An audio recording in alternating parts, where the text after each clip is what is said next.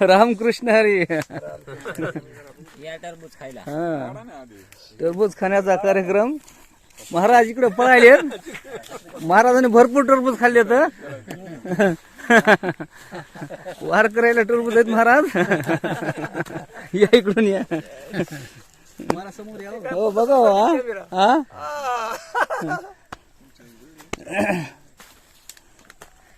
दरवर्षीप्रमाणे याही वर्षी टरबुजाचा कार्यक्रम संपन्न झालेला आहे.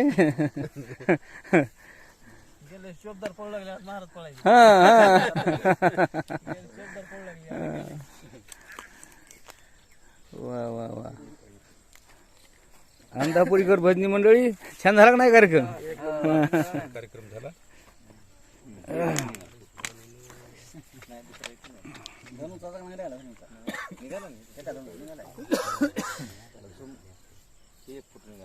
मग चोपदार कसं वाटलं टरबूज खाऊन? चोपदाराची प्रतिक्रिया घ्या ना.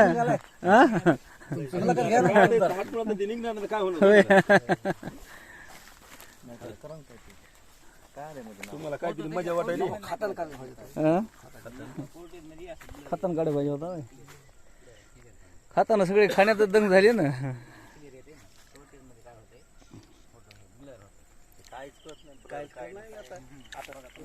महाराज हा घ्या. 10-5 फोडी खाल्ल्यात. एक आता घ्या ना फोड. काय होईल त्याला बरं?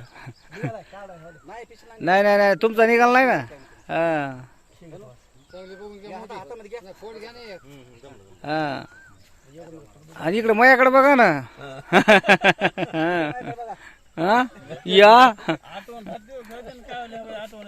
बघा बरं. ते अजून निघत आहे ते.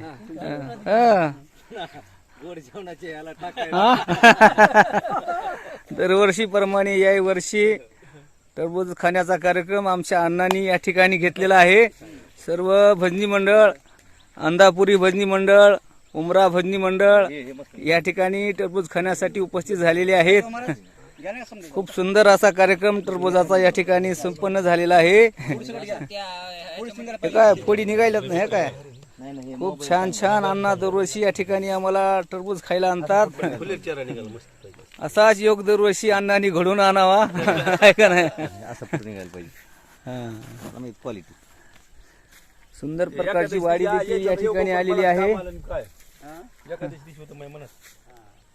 10 रुपये किलो प्रमाणे हे टरबूज सुद्धा गेलेलं आहे.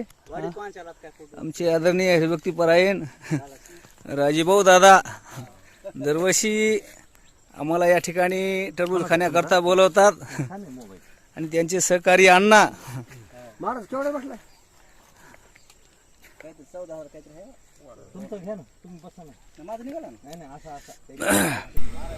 रामकृष्ण हरी.